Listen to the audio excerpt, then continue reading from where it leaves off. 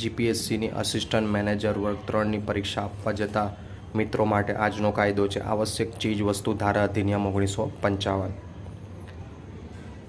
જીપીએસસીના સિલેબસમાં દોસ્તો આ 1995 હતું, પણ તેમણે બાદ સુધારો કરતા 1955 છે। તો આ પણ તમને પ્રશ્ન જીપીએસસી પૂછી શકે છે।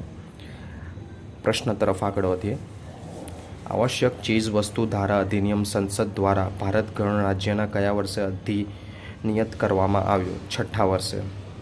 આવશ્યક ચીજ વસ્તુઓ જપ્ત કરવાની બાબત કઈ કલમમાં સમાવિષ્ટ છે? કલમ 6ક। PDDUFPSનું આખું નામ જણાવો। મોસ્ટ આઈએમપી પંડિત દીનદયાળ ઉપાધ્યાય ફેર પ્રાઇસ શોપ્સ। કલમ 6ગ અંતર્ગત જપ્તીના હુકમથી નારાજ વ્યક્તિ ખાલી જગ્યા સમયમાં સંબંધિત રાજ્ય સરકારને અપીલ કરી શકે 1 મહિનાની અંદર। નેક્સ્ટ ક્વેશ્ચન છે, આવશ્યક ચીજ વસ્તુ ધારા અધિનિયમ 1955માં શિક્ષા કઈ કલમ અંતર્ગત કરાય છે? કલમ નંબર 7। કલમ 12માં શેની જોગવાઈ છે? દંડ સંબંધિત વિશેષ જોગવાઈ છે। કલમ 12કમાં શેની જોગવાઈ છે? ખાસ ન્યાયાલયની રચના। કલમ 7કમાં શેની જોગવાઈ છે? જમીન મહેસૂલની બાકી રકમ તરીકે ચોક્કસ રકમ વસૂલ કરવાની કેન્દ્ર સરકારની સત્તા। તો આવા જ પ્રશ્નો અમારી ચેનલ પર પ્લેલિસ્ટ છે, તેમાં તમને મળી જશે।